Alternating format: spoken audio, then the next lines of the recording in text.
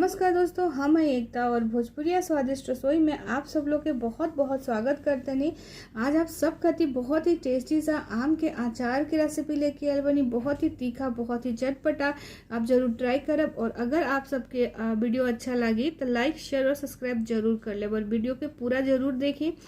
आम के अचार हमने के बने बनी जब बिल्कुल होटल वाला स्वाद में तुरंत बनाई और तुरंत खा सके नहीं। ये अचार के आपके कभी भी धूप में रखे की जरूरत नहीं है और बहुत ही दिन तक आराम से चले। चलिए बिना देर के लिए हमने के ये आम के अचार के रेसिपी शुरू करें तनी जा। तो सबसे पहले इसकी हम ले बनी 1 किलो कच्चा आम अच्छी तरह से धो ले बनी। या धो के हम सूखा कपड़ा से करके पोंछ के ले बनी। सबसे पहले हम अगर ऊपर के जो नहीं पार्ट बटे ना वो हम काट के निकाल दे।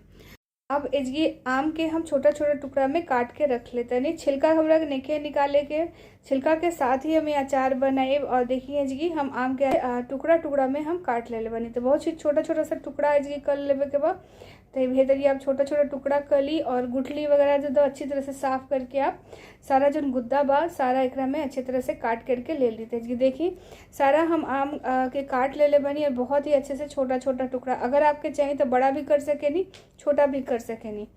ये हम एक कपड़ा डाल के एक ऊपर सारा आम के फैला दे बनी अच्छी तरह से 15 मिनट बस हवा लगावे खाती। और आप चाहे तो डायरेक्ट भी बना के एक के तैयार कर सके नहीं। 15 मिनट खाती हम खाली हवा में रख दिले रहनी है पंखा के नीचे। और वापस हम सब एक गमला में इकट्ठा करके इसकी रख दिले बनी। तो चलिए अब हम मसाला देखा था नहीं कि एक में हमारा कौन मसाला डाले के बाद। तो सबसे पहले हम सरसों ले बनी 3 से 4 चम्मच हम सरसों पीस के ले लेते नहीं। तो हो गल 4 चम्मच सरसों। साथ ही में जाए 2 चम्मच के करीब हल्दी और साथ में 1 चम्मच हींग। और तीखा ले लिया आप अपना हिसाब से। हम इसकी 4 चम्मच लाल मिर्च के यूज़ के लिए बनी। साथ ही में आधा चम्मच बटे अजवाइन और आधा चम्मच मंगरेला। हमें सारा मसाला के ट्रांसफ़र कर देते नहीं आम में। तो इसलिए हम आम में सारा मसाला के डाल देता नहीं। और आप मिर्ची के यूज़ अपना हिसाब से कर सके नहीं। अगर आप रोरा सब लोग के तो आप सब लोग एक में ज़्यादा मिर्ची डाल सके नहीं। साथ ही में डाल देता नहीं नमक। तो नमक की क्वांटिटी भी हम अपना हिसाब से एडजस्ट करते नहीं। आप भी अपना हिसाब से जितना आपके आम रही रोरा सब आम के यूज़ करते नहीं ओकरा हिसाब से आप नमक ले सके नहीं। और नमक डाल दी। नमक डालने के साथ जाए इसकी तेल। तो तेल हम डालते नहीं सरसों के और 4 बड़ा चम्मच हम सरसों के तेल डाल ले। इसके हम 4 बड़ा चम्मच तेल डाल करके अब हम एक के अच्छे तरह से मिला लेते हैं। तो बहुत ही अच्छे से मिलाओ के बाद आम के कि पूरा जो मसाला बा वो पूरा आम में अच्छी तरह से लपटा जाओ, बहुत ही अच्छी तरह से लटपट हो जाओ। तो बस अच्छे से करके आपको करीबन 4 से 5 मिनट इस तरह मिक्स करी बहुत ही अच्छी तरह से। तो कहा हुई कि मसाला चारों तरफ से बराबर से आम में लपटा जाए। तो इसकी देख सके नहीं आप हमारा मसाला बहुत ही अच्छे से लपटा गया बा। तेल के क्वांटिटी थोड़ा सा कम लागत रहा तो वापस से हम थोड़ा सा तेल डाल दिले बनी इसकी 1 चम्मच के करीब। और एक बार आप नमक और मिर्ची भी इसकी चेक करके डाल सके नहीं। तो आप चाहिए तो इसकी नमक और मिर्ची एक हाली चेक कर ली। और अगर आपके कम लागत है नमक तो आप में वापस से नमक और मिर्ची ऐड करके वापस एक रखे तरी मिला सके नहीं।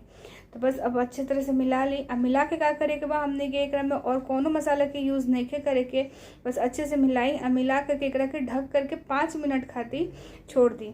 बहुत ही अच्छी तरह से 5 मिनट खाती मिला के ढक के छोड़े के बटे। और बाद आप ढक्कन हटाई तो देखब कि हमारा जो आम बा वो हल्का सा सॉफ्ट हो जाए। से आप एक ढक्कन हटाई और ढक्कन हटा के वापस वही तरह से मिला लीजिए तरह से पहले मिला ले रही है। बहुत ही अच्छी तरह से मिला करके अब एक रखे आप कांच के बॉटल में रख सके नहीं। तेज की देख सके नहीं आप कि हमने के आम जौन बाटे सॉफ्ट हो गए कैसे पानी आ गई बा बाहर।